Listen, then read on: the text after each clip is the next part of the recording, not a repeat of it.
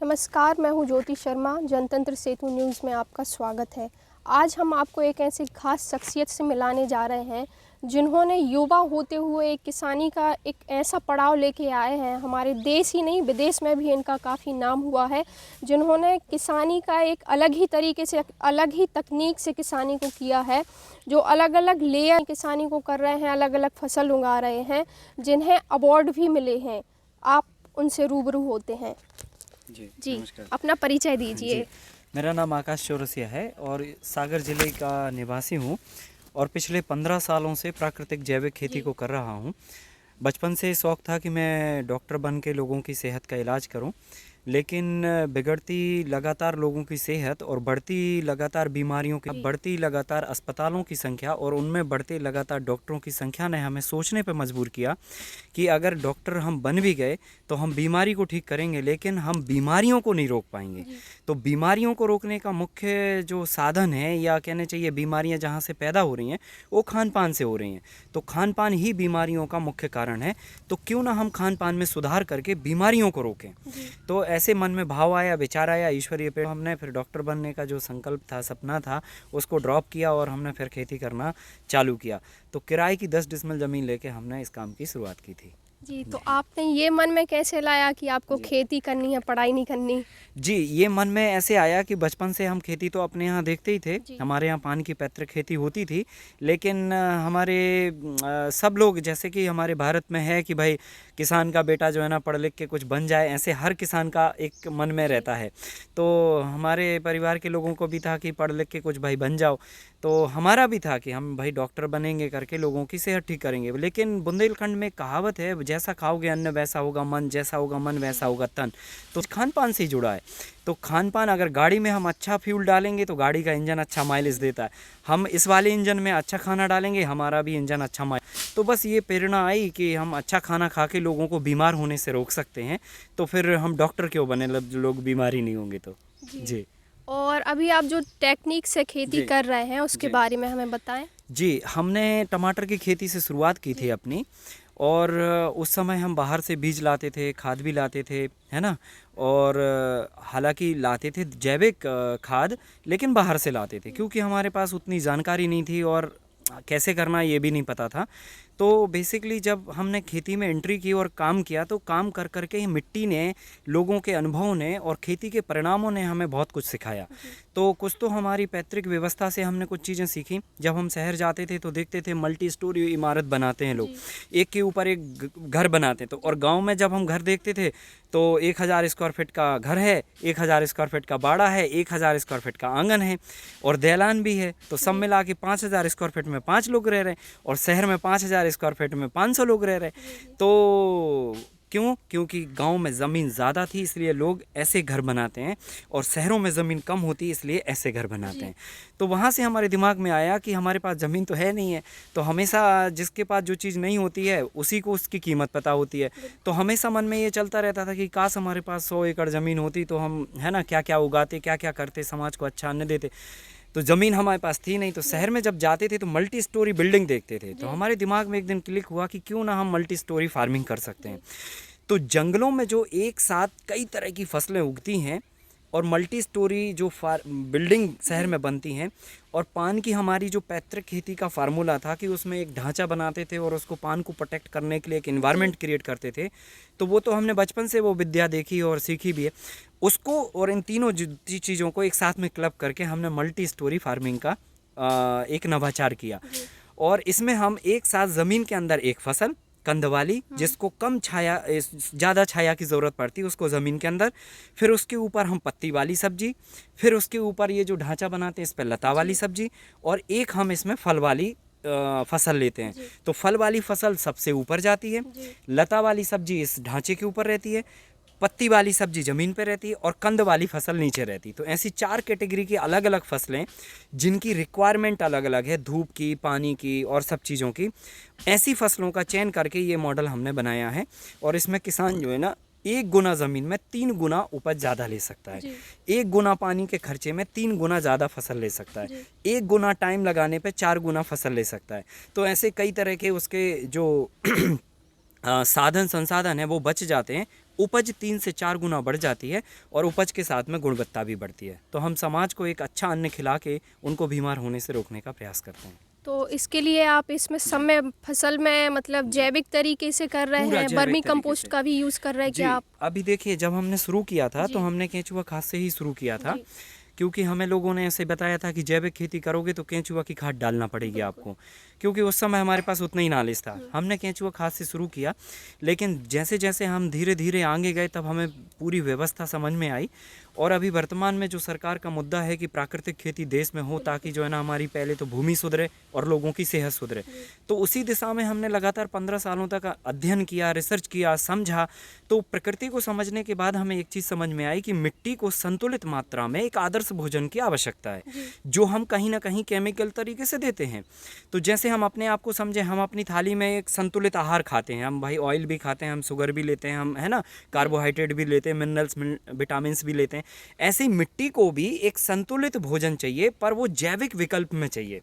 तो आज हम जो है ना सभी तरह के रासायनिक खादों के जैविक विकल्प में कुदरती आदानों से जैविक खाद बनाते हैं और उनको फिर हम मिट्टी में देते हैं। तो बेसिकली हम रिसाइकल विधि पे काम कर रहे हैं। कुदरत ने जो हमें दिया उसी से हम रिसाइकल करके खाद बनाएं। तो जैसे अब जैसे आलू लगी हमारी 1 एकड़ में, अब बहुत सारी पत्तियां निकलेंगी 2 ट्राली, इन सारी पत्तियों का हम नाइट्रोजन निकालते हैं।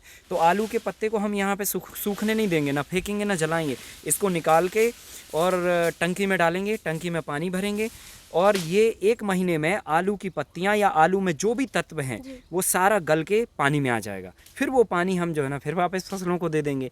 तो ऐसे करके हम रिसाइकिल करके सभी तरह के रासायनिक खादों के विकल्प में जैविक खाद यहीं पे बनाते हैं। कोई भी चीज़ बाहर से नहीं लाते हैं। गाय है, गोबर होता है, कचरा है, हरी पत्तियां हैं, हरा चारा है, घास है, तिनका है, या जो भी फसल वेस्ट है, उन सभी को हम रिसाइकिल करके खाद बना के मिट्टी को देते हैं। तो उससे जो है ना मिट्टी की उर्वरा शक्ति बढ़ती है और उपज में ज़बरदस्त परिणाम आते हैं। जी, तो आकाश जी, जब आपने ये सोचा कि आपको इस तरीके की खेती करनी है, मल्टी लेयर में करनी है, तो आपके परिवार वालों ने आपका विरोध नहीं किया? जी, थोड़ा सा विरोधाभास था, क्योंकि उनको लगता था कि ये पढ़ लिख के डॉक्टर बन जाएगा तो उनका भी नाम होगा और अच्छी एक रेपुटेशन भी हो जाएगी समाज में। तो ये मानसिकता थी और ओबियसली बात है, हर परिवार की ये मानसिकता होती है। लेकिन हमें इससे ऊपर उठ के सोचना पड़ेगा, क्योंकि अगर सब लोग डॉक्टर बन जाएंगे, सब लोग इंजीनियर बन जाएंगे, सब लोग पायलट और तमाम प्रोफेशंस के लोग बन जाएंगे, तो खेती कौन करेगा। और दूसरी बात यह है कि आज जिस तरह से हमारी थाली विषयुक्त हुई है, उसको विषमुक्त करने का सबसे क्रीम वक्त है अभी। क्योंकि अगर ये काम अभी हमने नहीं किया तो आने वाली जनरेशन जो है ना और भी ख़राब स्थिति में पैदा होगी और उसके लिए बहुत भी और भी दिक्कतें होंगी। आज 20 साल के नौजवान को हार्ट अटैक आ रहा है और पैदा होने वाले बच्चे को डायबिटीज़ हो रही है। हम किस दिशा में जा रहे हैं। एक चिड़िया जो है ना अपना सुबह से उठती है और शाम को अपना पूरा दिन भर का काम करके और उसी अंदाज से वापस लौटती है घर, लेकिन इंसान जो है ना सुबह से लेकर शाम तक पैसों के लिए जद्दोजहद करता है और फिर रात को डायबिटीज़ की गोली खाता है, सुबह बीपी की गोली खाता है। तो ऐसे जीवन का कोई मतलब नहीं है। हम एक स्वस्थ समाज का निर्माण करें और हमारी कहावत कहा जाता है कि पहला सुख निरोगी काया। तो निरोगी काया होगी तो निश्चित तौर पे हमारा 2 पैसे कम होंगे, लेकिन हमारा जीवन अच्छा होगा, सुखी समृद्ध जीवन होगा। और उसी की परिकल्पना को आगे बढ़ाते हुए कैसे आने वाली जनरेशन को अच्छा अन्न मिले, अच्छा माहौल मिले, अच्छी सेहत मिले, उसके लिए हम निरंतर प्रयासरत हैं और इस मिशन को आगे बढ़ा रहे हैं। तो बहुत सारी फसलें यहाँ पे उगाते हैं, देसी बीजों पे काम कर रहे हैं, पानी बचाने के मुद्दे पे काम कर रहे हैं, बायोडाइवर्सिटी जैव विविधता पर काम कर रहे हैं। यहाँ पर हमने करीब 7,500 के आसपास पेड़ लगाए हुए हैं।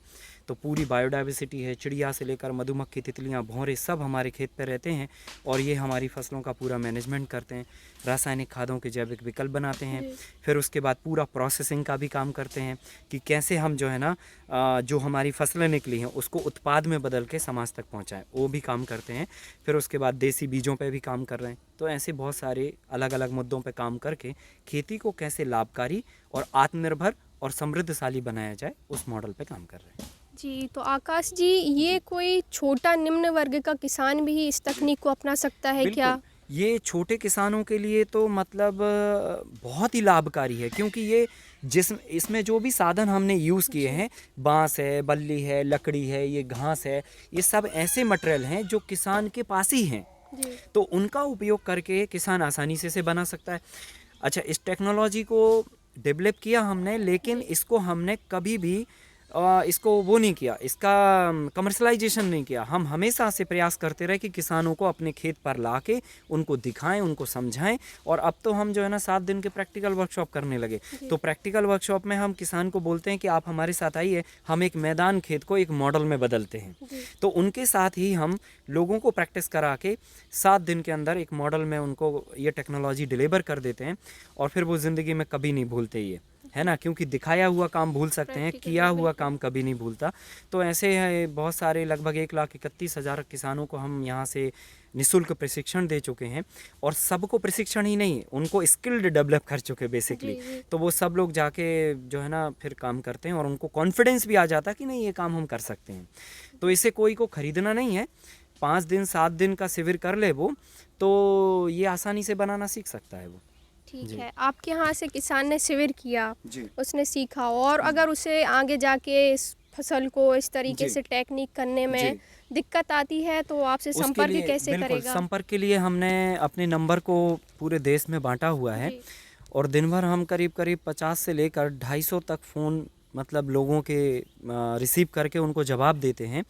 और व्हाट्सएप की सुविधा 24 घंटा अवेलेबल है। आप कोई भी समस्या हो, खेत की फ़ोटो खींच के भेजिए, जो भी प्रॉब्लम है आप टाइप करके व्हाट्सएप करिए, हम आपको 24 घंटे के अंदर उसका जवाब करेंगे। तो ये सुविधा हमारी तरफ से किसानों के लिए मुफ्त है पूरी तरह से। और लगातार जो है ना हम लगभग 200 से 500 लोगों को प्रतिदिन जवाब देते हैं। तो दिन भर हम अपना शिविर करते हैं, लोगों को सिखाते हैं और फिर रात में फिर फ़ोन पे लोगों को रिप्लाई करते हैं। तो निरंतरता बनी हुई है, जिसको जो जैसी मदद चाहिए हम पूरी तरह से किसानों के साथ में खड़े हुए हैं। जी। तो इस पद्धति से कृषि करने में आपको क्या मुनाफा और क्या हानि हुई है उसके बारे में बताएं। बिल्कुल। देखिए, जब हमने खेती शुरू की थी तब हमें साधन हमारे पास कुछ नहीं थे, तो हमें हर चीज़ को जुटाना है। तो लागत, हमें ऐसा लगा कि खेती में लागत होती है, लेकिन हाँ उपज भी हुई, लेकिन उतना मुनाफा नहीं हुआ। धीरे धीरे धीरे धीरे करके जब हम अपने खुद के खाद बनाने लगे, खुद की दवाइयाँ बनाने लगे, खुद के बीज तैयार करने लगे, टेक्नोलॉजी हमने अपनी खुद की तैयार कर ही ली, तो ये सारी चीज़ों में जो हमारी लागत लगती है वो हमारी बच गई। तो आज की तारीख में ऐसा है कि ये प्रॉफिटेबल मॉडल बन गया। लागत हमारी बहुत कम हो गई, ना के बराबर। उत्पादन और गुणवत्ता दोनों बढ़ गई, और उस उत्पादन और गुणवत्ता को हमने उत्पाद में भी बदल दिया। और मार्केटिंग सिस्टम हमने अपना खुद का तैयार किया। आज हमारे करीब करीब 1000 परमानेंट ग्राहक हैं पूरे देश में, जो हमारे फार्म के उगे हुए उत्पादों को लेते हैं, जिसमें कुमार विश्वास से लेके बहुत सारे लोग हैं जो इन सारी चीज़ों को खरीदते हैं। तो काफ़ी लोग मतलब जो है ना, बहुत सारा यहाँ शहर में भी हम होम डिलीवरी करते हैं। तो जो लोगों को जैविक खाना पसंद है या जो लोग इन सब चीज़ों को जानते हैं, समझते हैं, तो वो लोग फ़ोन करके और अपना बुलाते हैं। तो वो एक अपना सिस्टम यहाँ पर है और पूरे देश भर से लोग जुड़े हुए हैं। तो होम डिलीवरी हम यहाँ से लोगों को करते हैं, भेजते हैं। तो कुल मिला के ये आज एक प्रॉफिटेबल मॉडल है। हम लगभग जो है ना अराउंड 16 एकड़ में यहाँ पे काम कर रहे हैं। तो लगभग 40 से 42 लाख रुपए का टर्नओवर हम आराम से कर लेते हैं, और प्रॉफिट में हम 30 से 32 लाख रुपए आराम से बचा लेते हैं साल भर का। तो अच्छे से हम लोगों को सर्विस दे पा रहे हैं, लोगों को निःशुल्क ट्रेनिंग दे पा रहे हैं, और भी कई तरह की गतिविधियां हम एग्रीकल्चर को बढ़ाने के लिए कर पा रहे हैं। जी, तो अभी तक आपके लिए कोई ऐसी चुनौती है जो आपको लगा हो, ऐसा टाइम आया हो जब आपको लगा हो कि नहीं इस सबको ख़त्म करो, छोड़ो, तो ऐसी कोई बड़ी चुनौती आपके सामने आई है क्या? जी, बहुत सारी हर कदम पे चुनौतियां होती हैं, लेकिन आपने बड़ी चुनौती का जिक्र किया तो मैं बताना चाहता हूं कि क्योंकि सबसे बड़ी चुनौती तो हमारे पास ये थी कि ज़मीन नहीं थी। आपको जो खेल खेलना हो, आपके पास वो खेल का साधन ही ना हो, तो मतलब ये बहुत बड़ी चुनौती होती है। तो आपको खेती में काम करना और खेती है नहीं आपके पास, तो ये सबसे बड़ी चुनौती थी। तो हमने किराए पे कई जगह पे काम किया धीरे धीरे, है ना। और एक जगह काम किया, पता चला 4 साल काम किया, जब वो अच्छा तैयार हुआ तो फिर हमें छोड़ के दूसरी जगह जाना पड़ा। ऐसे करके हम 4-5 जगह ये अभी 15 सालों में करते रहे, लेकिन अभी हम 3 जगह परमानेंटली 8 सालों से 10 सालों से काम कर रहे हैं। तो अब तो ये चुनौती नहीं है, बाकी मौसम की, बाज़ार की, लोगों की सुनने की, समझाने की, ये सब चुनौतियों का सामना समय समय पे हमें करना पड़ा। क्योंकि जब भी हम किसी से जैविक की बात करते थे तो लोग हंसते थे, लोग कहते थे केमिकल खा के तो हमारा कुछ हो नहीं रहा है, तुम जैविक खा के क्या करोगे, ऐसे ऐसे करके बहुत अलग अलग तरीके की लोगों की मानसिकताएं अपनी अपनी थी। तो लोगों को समझाना एक सबसे बड़ा चुनौतीपूर्ण हमें विषय लगा, लेकिन धीरे धीरे धीरे धीरे जब उसमें अंदर रिसर्च लेवल पे गए, जब उसके फ़ायदे समझाए लोगों को, तो लोगों ने जुड़ना चालू किया और आज बहुत लोग जो है ना इस मिशन के साथ में जुड़े हुए हैं। देश के कम से कम हज़ारों लोग इस काम को कर रहे हैं और बहुत सारे लोग जो है ना जो समझते हैं वो यहीं से हमारा ऑर्डर करा के बम्बई, दिल्ली, कलकत्ता, कहाँ कहाँ यहाँ से सब्जियाँ बड़ौदा जाती हैं। हम मेथी की भाजी यहाँ से बड़ौदा भेजते हैं। आप सोचिए, है ना, मतलब 40-50 किलोमीटर में किसान सोचता है कि यार जो है ना वहाँ जाके ख़राब हो जाएगी, लेकिन इनमें गुणवत्ता इतनी अच्छी होती है और लोगों की चाहत देखिए कि वहाँ से वो मेथी 20 रुपया किलो की जो चीज़ है वो यहाँ से सागर से 10 रुपया किलो का भाड़ा, 20 रुपया किलो का भाड़ा लगा के बुलाते हैं। तो ये सब चीज़ें क्या है ना, जब इसके अंदर साइंटिफिक तरीके से एक रिसर्च करते हुए उसके फ़ायदे जब लोगों को समझाए तो धीरे धीरे लोग जुड़े और आज बहुत अच्छा मतलब काम चल रहा है। देश के नौजवान जुड़ रहे हैं और उनको हम ये खेती सिखा रहे हैं। जी, आपको अवार्ड भी मिले हुए हैं काफ़ी। जी। उसके बारे में भी बता दें हमें। जी जी, देखिए सम्मान एक ऐसी चीज़ होती है जी। जो काम करने के बाद आपके पीछे आती ही आती है। तो बेसिकली ये हमारा सम्मान नहीं है, हमारी खेती बाड़ी का सम्मान है। हम हमेशा से चाहते हैं कि खेती को लोग बुरी नज़र से देखते हैं, खेती इतनी सम्मानित हो जाए कि लोग उसको अच्छी नज़र से देखने लग जाएं। तो ये सम्मान हमारा नहीं, हमारी कृषि व्यवस्था का और हमारी जो विद्याएं हैं जो पूर्वजों ने दी हमें कहीं ना कहीं, वो सभी का सम्मान है। तो बहुत सारे इसमें रिकॉग्निशन हुए, लोगों ने मान्यताएं दी। परम पूज्य स्वामी रामदेव जी ने पहले पतंजलि कृषि गौरव सम्मान दिया, फिर आनंद महिंद्रा जी ने और भारत के कृषि मंत्री ने नेशनल यूथ कैटेगरी का युवा सम्मान दिया इसको, फिर नवीन जिंदल जी ने, JSPL फाउंडेशन ने इसको राष्ट्रीय स्वयं सिद्ध का सम्मान दिया, फिर सतपाल मित्तल नेशनल खिताब इसको मिला और ऐसे बहुत सारे जैविक इंडिया अवार्ड मिला। फिर उसके बाद धरती मित्र अवार्ड मिला, जो नेशनल कैटेगरी के जैविक फार्मर को किसी एक को ही दिए जाते हैं। ये सब 5-5 लाख रुपए के अवार्ड हैं। और फिर उसके बाद हमारे देश के प्रधानमंत्री ने भी जो है ना ग्राम मित्र युवा सम्मान का खिताब विज्ञान भवन में दिया। और फिर उसके बाद outstanding young person of the world का खिताब भी जो है ना 2020 का, ये मल्टीलेयर एग्रीकल्चर के नाम है। तो पूरी दुनिया में एग्रीकल्चर की लीडरशिप के लिए सागर का नाम जो है ना पूरे विश्व के मंच पर जुड़ा था। तो जापान में ये प्रोग्राम हुआ था और इसमें पूरे दुनिया के टॉप 10 लीडरों में शामिल किया गया था। तो ऐसे ढेरों और भी बहुत सारे हैं। अभी वेंकैया नायडू जी ने भी कृषि रत्न का खिताब दिया है ना, ऐसे बहुत सारी चीज़ें हैं। जी जी, तो आकाश जी आप युवा हैं और इतने अच्छे से कृषि कर रहे हैं, हमारे मध्य प्रदेश का नाम देश विदेश सब जगह कर रहे हैं। तो आप अपने युवाओं के लिए क्या कहना चाहेंगे? देखिए, मैं युवाओं को कहना चाहता हूँ कि खेती से अच्छा कोई काम नहीं है, क्योंकि हम सभी लोग जो है ना किसी भी व्यवसाय में जाते हैं तो हमारी चाहत, पहली चाहत होती है पैसा, दूसरी चाहत होती है ग्लैमर। हमारी लाइफ में थोड़ा चटक बटक हो, ग्लैमर हो। अगर हम खेती को ऐसा कुछ करें कि ग्लैमर और पैसे दोनों आ जाएं, तो इसके साथ में 2-3 चीज़ें और साथ में आपको एडिशनली मिलती हैं। पहला तो स्वास्थ्य मिलता है और दूसरा समृद्धि मिलती है। और ये स्वास्थ्य और समृद्धि किसी भी व्यवसाय में नहीं है। आप कोई भी प्रोफेशन में चले जाइए, आपके जीवन में तनाव मिलेगा। आप 40 साल के बाद में जो है ना कोई गोली आपके साथ में चलेगी और जीवन में स्ट्रेस बहुत होगा, बीमारियां होंगी, बहुत तकलीफ़ें होंगी। मैंने देखा है, मैं देख रहा हूँ बहुत सारे लोगों को। शहर जाता हूँ तो जब भी जो है हमारे प्रोग्राम में बहुत लोग आते हैं, वो कहते हैं साहब हमें BP की गोली चल रही, शुगर की गोली चल रही। तो ये सब व्याधियाँ लोगों के पीछे साथ में लग जाती हैं। मैं नौजवानों से कहना चाहता हूँ, एक ज़माना था जब प्लास्टिक इंडस्ट्री ने देश दुनिया में अपना विस्तार लिया। एक ज़माना आया फिर IT इंडस्ट्री ने अपना विस्तार लिया, फिर मोबाइल इंडस्ट्री ने विस्तार लिया। तो ज़माना बदला, दौर बदलते रहे। आज दौर है जो खान पान की इंडस्ट्री विस्तार ले रही है। तो हम सब लोग पढ़ लिख कर ये काम में अगर आते हैं तो निश्चित तौर पे हम पूरे दुनिया को एक अच्छा मैसेज दे सकते हैं कि हम खेत में काम करके ना केवल हम अपनी इनकम को जनरेट करें, बल्कि समाज को स्वस्थ बनाने के लिए एक उनको साधन दें। तो ये एक अच्छा व्यवसाय भी बन सकता है, क्योंकि सब बीमार हैं और उनको सबको अच्छा अन्न चाहिए। तो हम एक इंडस्ट्री के रूप में, एक फार्मर उद्योग के रूप में इस्टेब्लिश हो सकते हैं।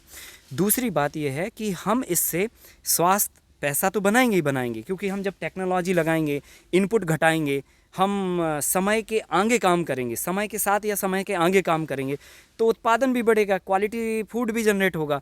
तो आय तो आएगी साहब, आय आएगी तो ग्लैमर भी अपने आप आएगा। आज जैसे फॉर एग्जांपल हम जो भी खेती से इनकम जनरेट कर रहे हैं, उसमें हम अपने लोग भी रख पा रहे हैं, हम मैनेजर भी रख पा रहे हैं, हम सुपरवाइज़र भी रख पा रहे हैं। तो वो सारा जो बाहर होता है वो हम एग्रीकल्चर के अंदर कर पा रहे हैं, तो वो चीज़ भी आ रही, और साथ में हमें स्वास्थ्य गिफ्ट में मिल रहा है, तनाव जीवन में है नहीं है, और समृद्धि भी है, क्योंकि यहाँ पर जितने भी जीव जंतु, पशु पक्षी, मच्छर मक्खी, तितली भौरे जो भी है वो सब खुश हैं, क्योंकि हम किसी की हत्या का प्लान नहीं कर रहे।